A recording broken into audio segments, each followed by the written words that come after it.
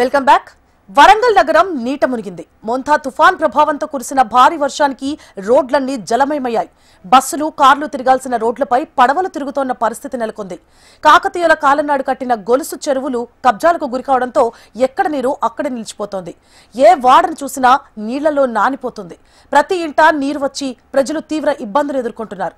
ముఖ్యంగా Sammenagar, SR Nagar, Vajpayee Nagar, Nayeem Nagar, Ramannapeta, Shivanagar, Karimabad, Bhadrakali road, Madikonda, new Sampeta, Pothan Nagar ఇలా ప్రతి చోట ఇళ్లలోకి నీరు వచ్చి ప్రజలు తీవ్ర ఇబ్బందులను ఎదుర్కొంటున్నారు.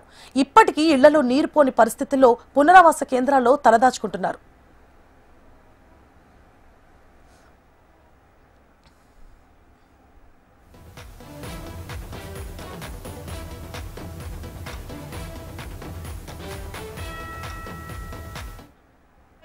जब से तो 2 साल से जा रहा हूँ।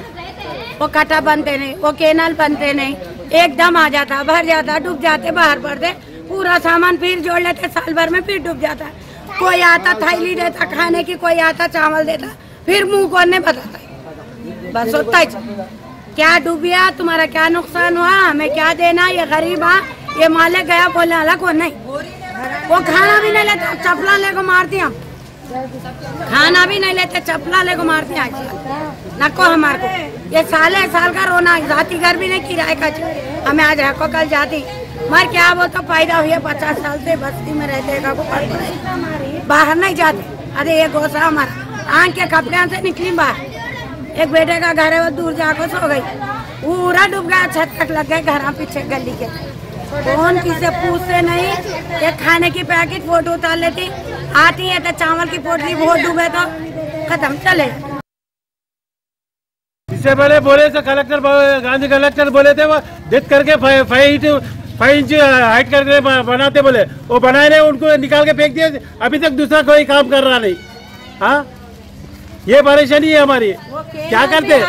हाँ, ये घर बर्बाद नहीं होना मेन मालूम, वो बात करो कोई भी हो तो। अब क्या बने तो सही रहता, क्या बने तो क्या, तालाब कटा को सही है जी, तालाब कटा को सही है बोल के तालाब कटे को वैसा करके खाली रेती के थैले डाल के फेंक दिए। जब अब ये परेशानी का कौन देता, मेहनत करके जीते, कोई मांगरा गवर्नमेंट जॉब वाला ना होता यहाँ, मालूम है, लेबर है, पूरा घर पट्टी वो सब बनते हैं यहाँ। इससे पहले बोले तो कलेक्टर गांधी कलेक्टर बोले थे वो डेथ करके 5 इंच हाइट करके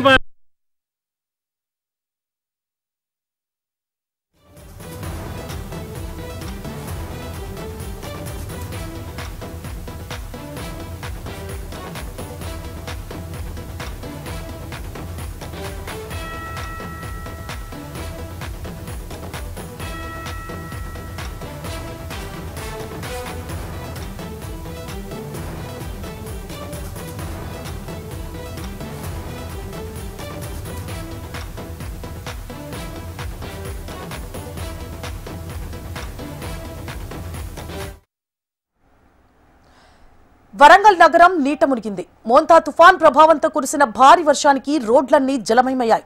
బస్సులు, కార్లు తిరగాల్సిన రోడ్లపై పడవలు తిరుగుతోన్న పరిస్థితి నెలకొంది. కాకతీయుల కాలంనాడు కట్టిన గొలుసు చెరువులు కబ్జాలకు గురికావడంతో ఎక్కడ నీరు అక్కడే నిలిచిపోతోంది. ఏ వాడను చూసినా నీళ్లలో నానిపోయింది.